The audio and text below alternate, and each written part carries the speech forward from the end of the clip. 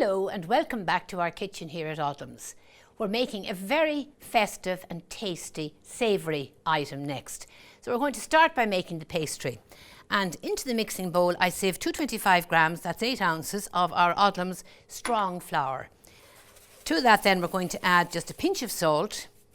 Now the reason I sieve at this stage is I don't normally sieve my ingredients, to be honest, but I do for pastry because air is the only raising agent used in pastry. To that now we're going to add 125 grams, that's 4 ounces, of butter or margarine. Use the tips of your fingers as I'm using, and you just what I call coarsely rub the butter or marge through, lifting the mixture to introduce that all important air. We're now going to add the unusual twist, and that is some rosemary. It gives a lovely flavour to the pastry. Next we're going to add some cold water. Gradually add your cold water. It's easier to add more, you can't take it out when you've put it in. So gradually add some cold water. Use a knife in preference to a wooden spoon to bring your ingredients together because of course the metal in the blade of the knife is cooler than a wooden spoon would be. And now it's ready for just lightly kneading. So you'll see bowl practically clean. We'll just scoop that mixture off there. Now we just turn this out onto a lightly floured board or worktop, and we just lightly knead it. Now we're going to roll the pastry, and I just put a little bit of flour on my rolling pin and we roll it out.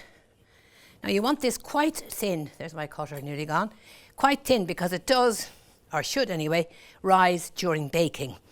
Sometimes during rolling you can stretch the pastry, and stretching the pastry will cause it to shrink during baking.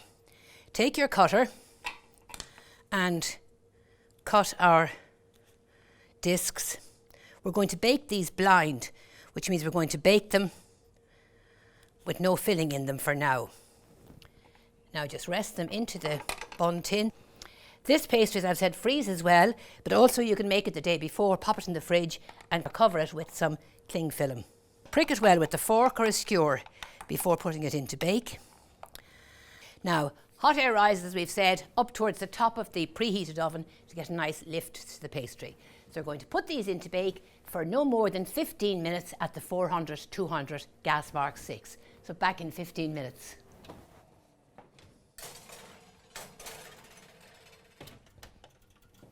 Now a nice light brown colour. You don't want to leave them in too long because if they get too dark, they're going to burn when we put back in the filling.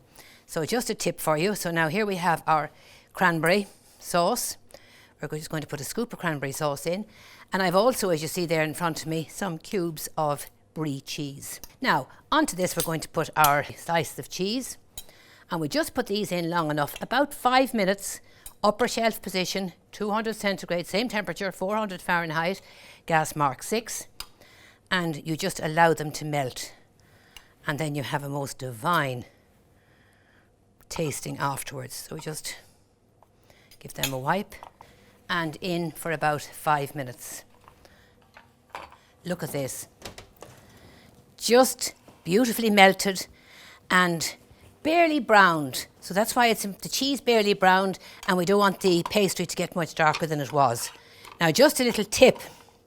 Cheese and cranberry sauce get very hot in the oven. So take them out of the oven a few minutes before you're going to serve them.